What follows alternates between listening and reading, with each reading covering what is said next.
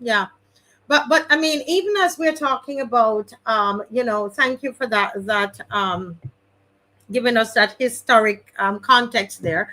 But we're talking about the Caribbean is a zone of peace. Do you know that I found out today that over 3,000 people have been killed in Haiti and over 2,500 kidnapped just in 2024 alone, Yes. Yeah.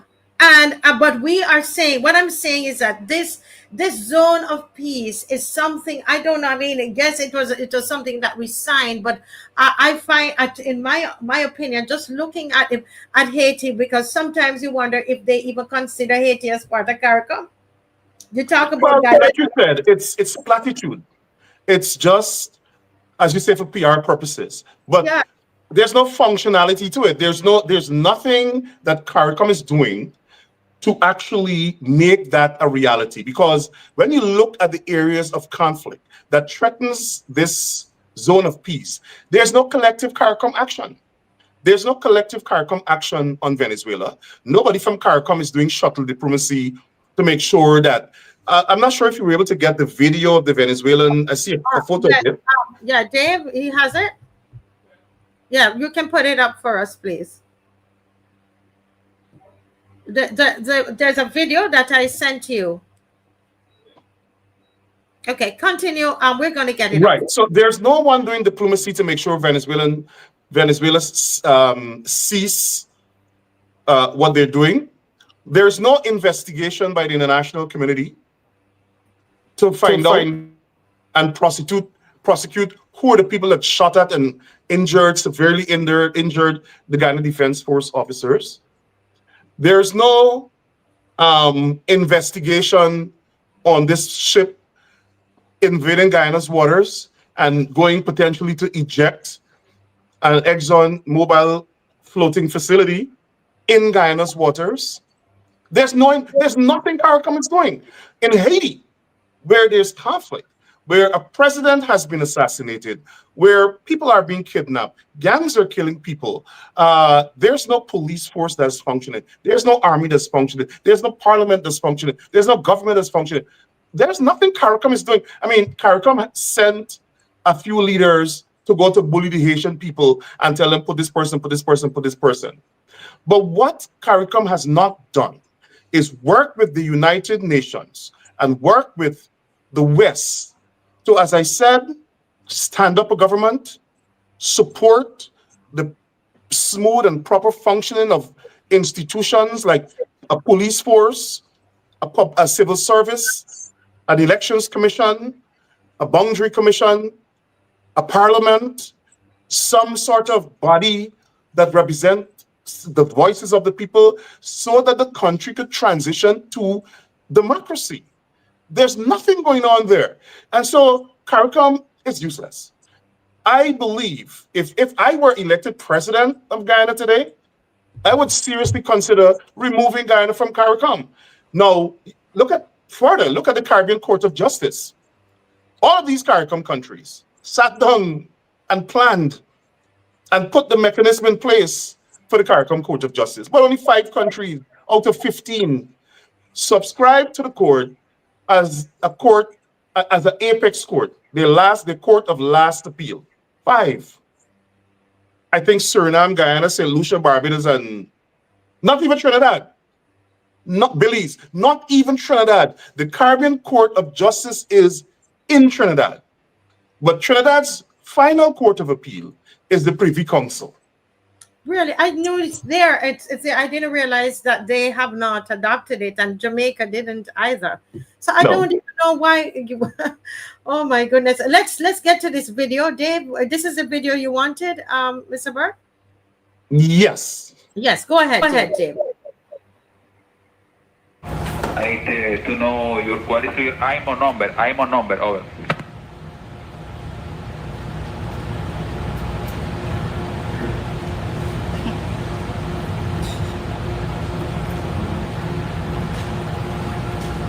Do you copy, Lisa Destiny?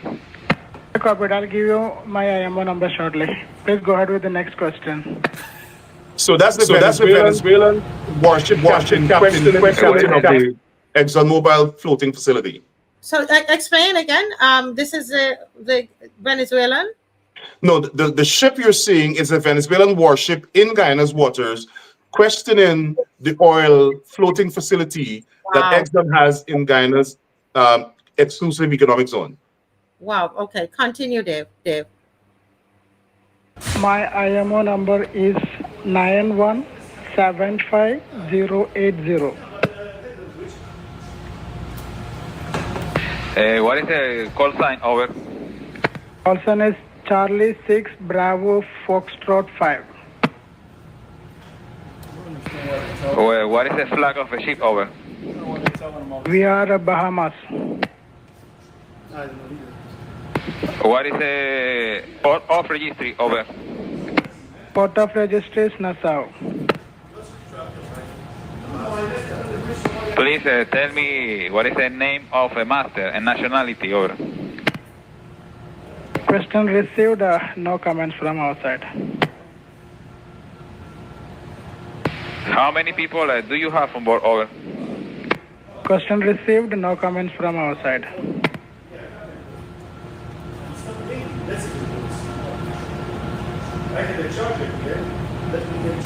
What kind of ship are your ship? Over. We are FPSO.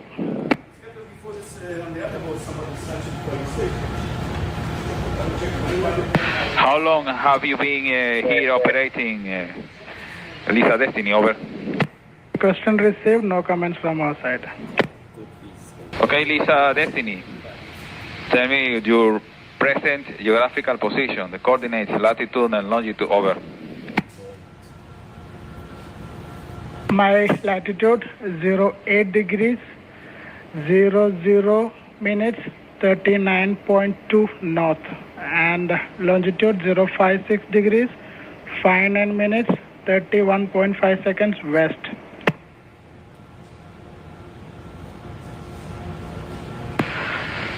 Okay, Lisa Destiny, according to your present geographical position, you are operating in the exclusive economic zone of Venezuela, Bolivarian Republic of Venezuela, which is in litigation with Guyana. Your actions will be considered from Venezuela on the regulation of Venezuelan states. Do you copy that? Over. Received, no comments.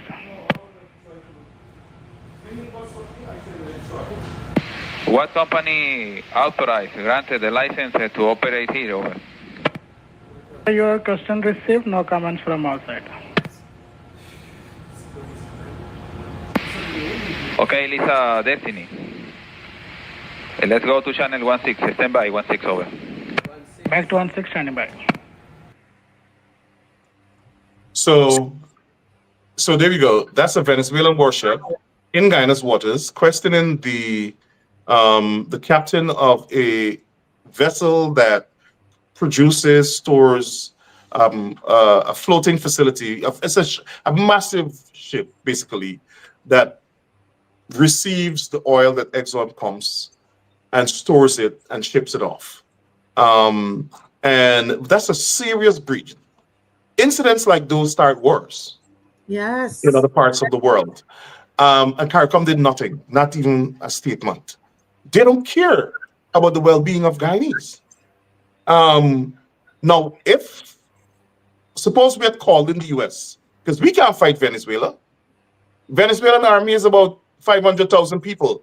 Venezuela has millions of people. Guyana barely has 800,000 people. Our army is about 4,000 people. And if we had called in the US government to help us, and the US government came and blew that ship off out of the water, then CARICOM would jump. No, we want this place to be a zone of peace. But at that point in time, Guyanese have a right to tell them, go to hell. Because they do not protect or even try to ensure fairness in the application of this so-called doctrine of zone of peace. Zone of peace. Wow. Somebody says here, I'm just reading a couple of the comments. I hope I can find it because they believe that you guys are pushing war.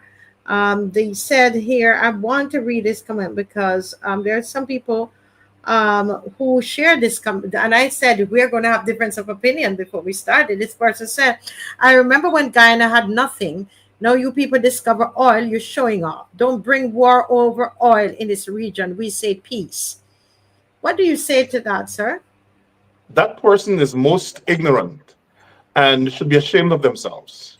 What we're saying is that we don't want war, but we want a peace. We want peace in Guyana. We want our country to be secured.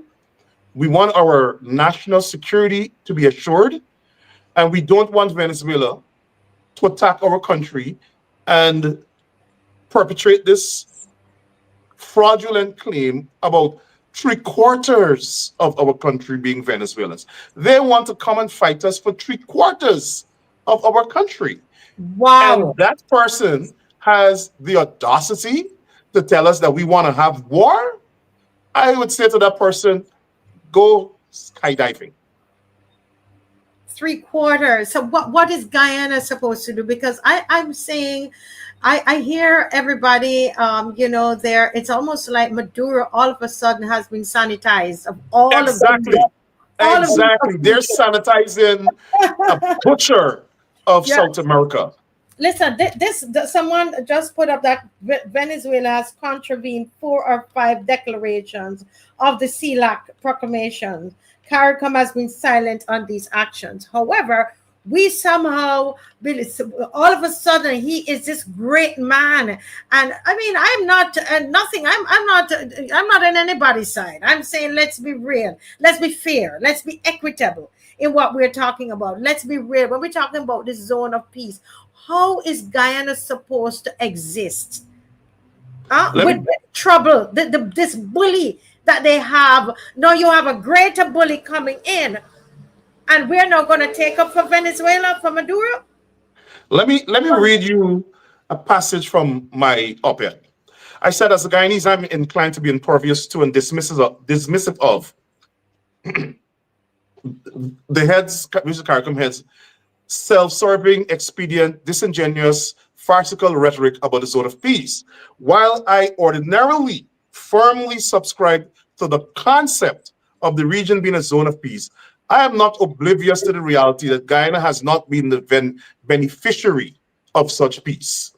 I'm also a firm believer in the rule of law and the canons of the foundation of international law and fundamental human rights. Therefore, I contend that the blowing up of boats indiscriminately violates both international and U.S. law. And I said at some point in time, I believe that matter is going to go to the International Court of the U.S. Supreme Court. Well, let me say this. No one wants war in the region. Everyone wants peace except Maduro. It is Maduro who has been beckoning and inciting a war in the region because he wants to declare war on Guyana and seize 2/3 of our territory. He has had his laws amended to include our country's territory. He has had fake elections saying that his government now governs Essequibo. And I'm saying the chickens of war that he wanted have now come home to roost. Having said this, let me state unequivocally that Guyana must act in its own national and strategic interests.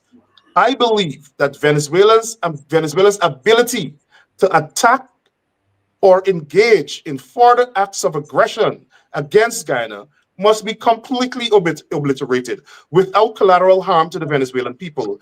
A neutralized Venezuela assures Guyana's national security.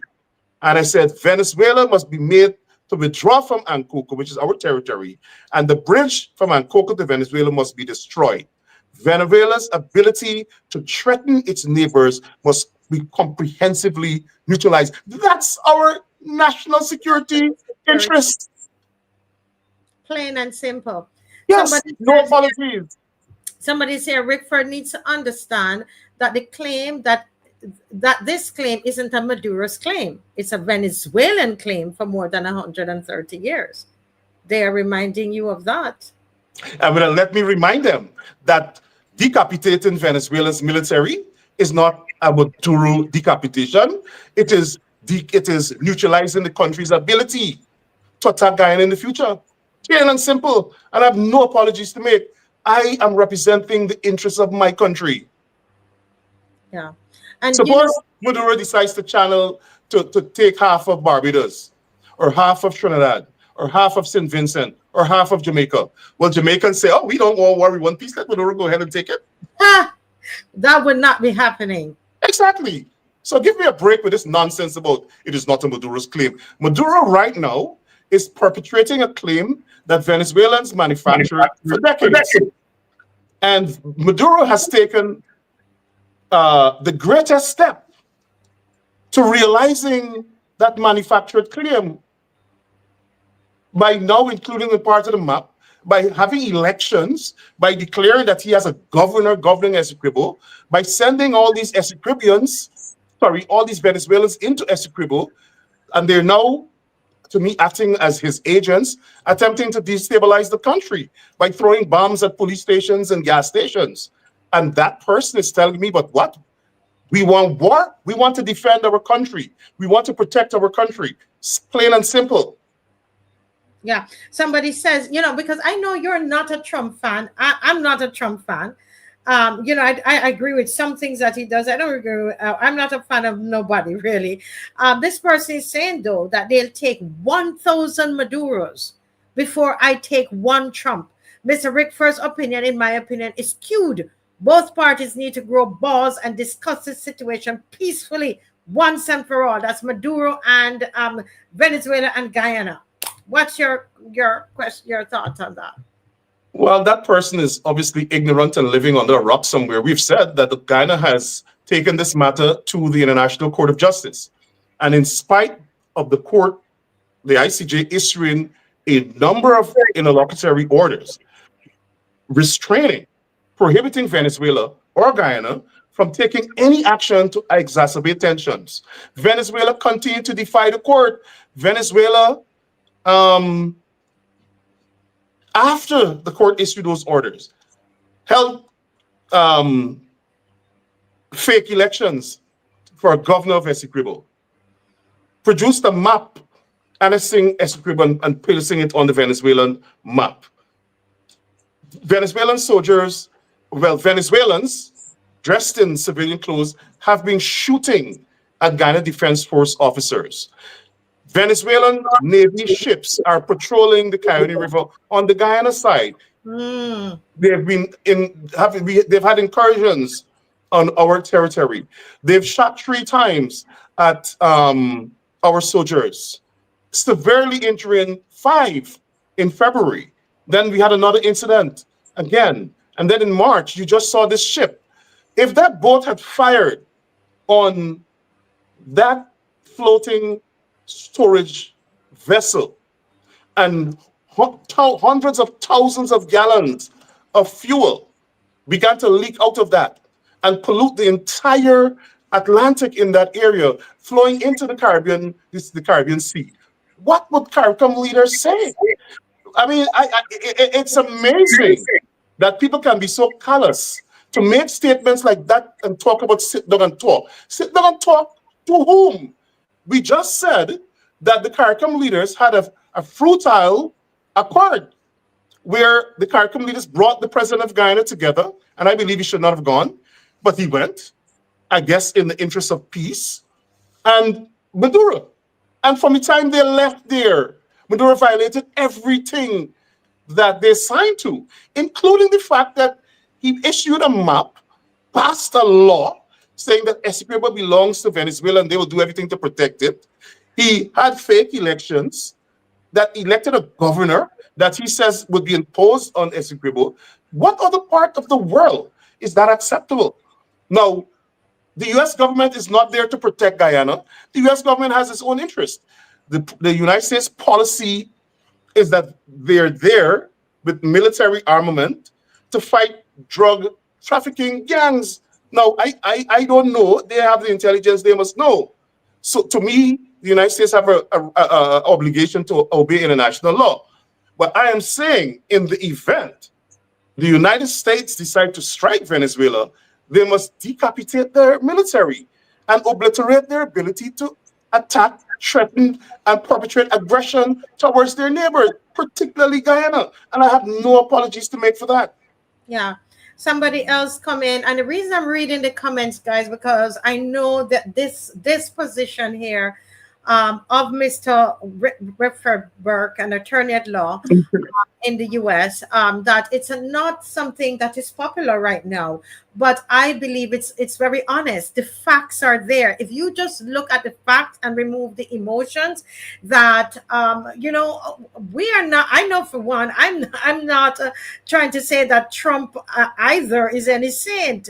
I am just thinking of the beloved country. I've grown to love Guyana through Mr. Rickford Burke and all my friends, and I've noticed that Guyana has been, viewers almost seen as a stepchild. They're in the CARICOM's office is there, but they don't look about anything about for Guyana. They don't. I mean, you have a whole set of Afro-Guyanese being marginalized, treated, all kinds of different ways.